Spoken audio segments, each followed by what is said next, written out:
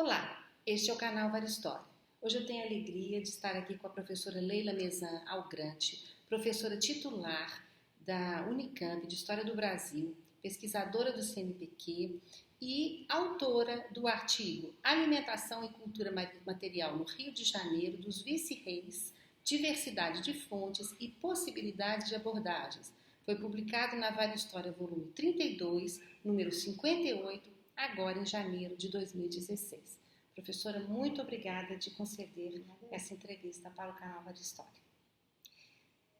Seu artigo explora uma área da história da alimentação bem específica e ainda pouco contemplada pela historiografia, as artes da mesa. A senhora poderia explicar o que são as artes da mesa e a importância do seu estudo para o historiador?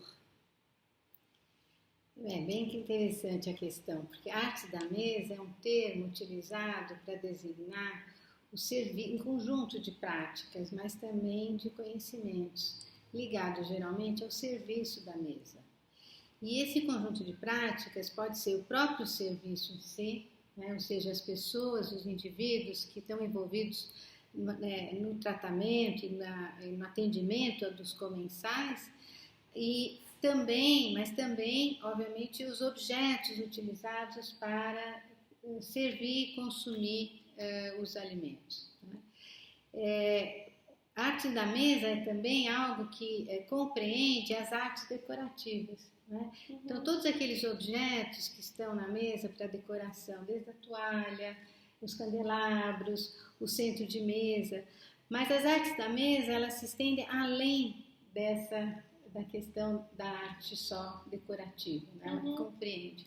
Então, acho que é um tema que, de fato, ele é menos contemplado na história da alimentação, mas ele é extremamente interessante e importante porque ele permite ao historiador se aproximar dos indivíduos da época, dos valores que esses objetos têm, das formas que a sociedade utilizava para consumir esses alimentos e vai dando margem a uma série de questões, desde como esses objetos eram confeccionados, que tipo de material eles eram utilizados, o comércio que envolvia esses produtos.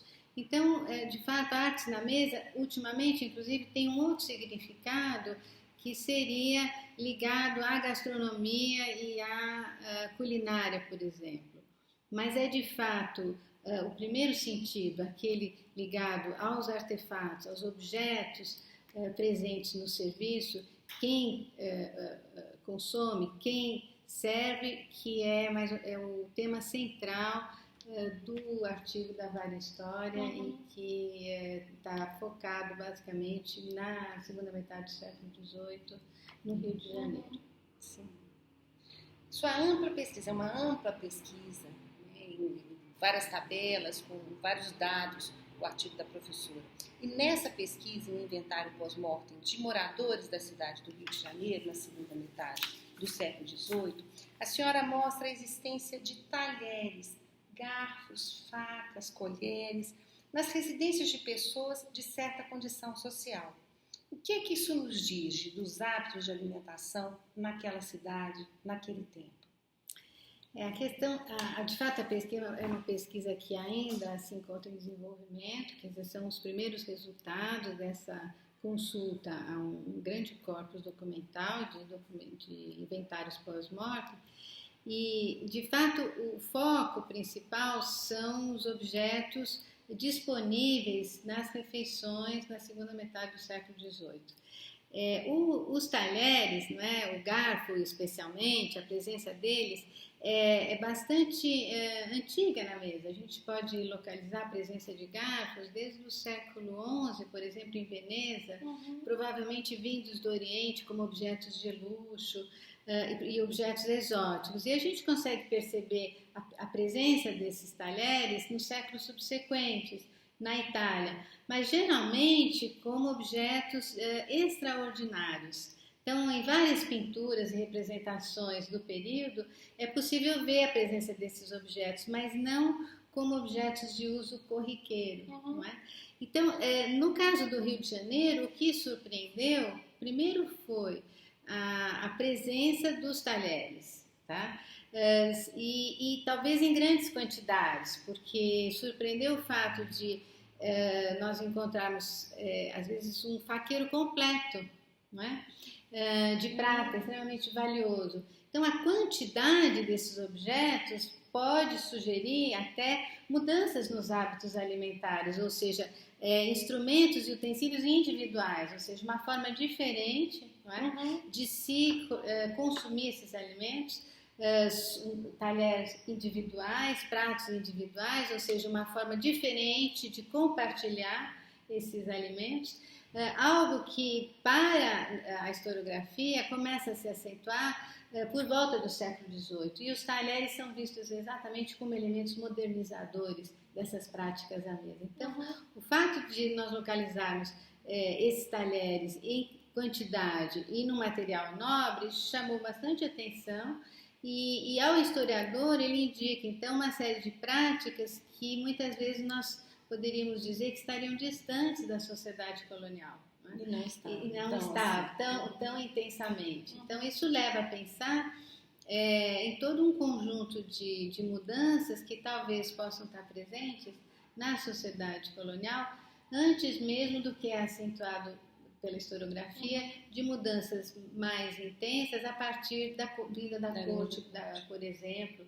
Quer dizer, esse intercâmbio de produtos, de saberes, está presente talvez antes. E o que eu acho interessante é que talvez esses faqueiros, esses instrumentos, esses talheres não fossem utilizados para o consumo de alimentos. É possível, porque eles podem significar apenas um entesouramento ou um objeto de ostentação ou de luxo. Quer dizer, no que isso interfere nas análises dos historiadores, nas formas e nos significados que o historiador pode vir a descobrir, a pensar e a refletir sobre esses objetos. E desdobrando dessa pergunta, né, quer dizer, isso nos diz os hábitos de alimentação, mas como também a presença desses talheres é uma coisa que a senhora menciona no artigo, pode indicar o fluxo atlântico de pessoas, de mercadorias, de culturas, de hábitos no Império Português.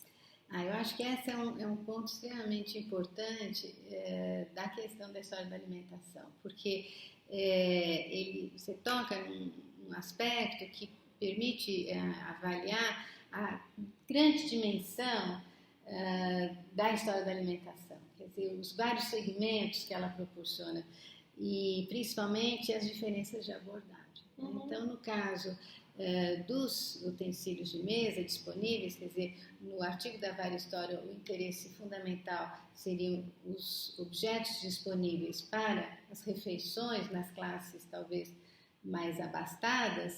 O que se percebe é que esse intercâmbio ele não precisa esperar até o século XIX, quer dizer, nós conseguimos perceber que há um comércio de produtos de luxo, de consumos de produtos de luxo anteriores. É possível fazer uma investigação, uma biografia desses objetos, ou seja, de que materiais eles são feitos, quem fazia, como que eles chegavam, se eles eram objetos que foram herdados, por exemplo. Então, há todo um conjunto de questões que a análise da história da alimentação na perspectiva da cultura material, que é o caso do tema central do dossiê da Vária História, permite avanços e reflexões e pontos de vista diferentes proporcionados por esse tipo de abordagem. Então, em termos de intercâmbio, eu acho fundamental, quer dizer, eu teria um grande interesse, um fascínio há muito tempo de estudar um pouco quem são esses prateiros, de onde vem essa prata, qual é o significado desses objetos na sociedade colonial.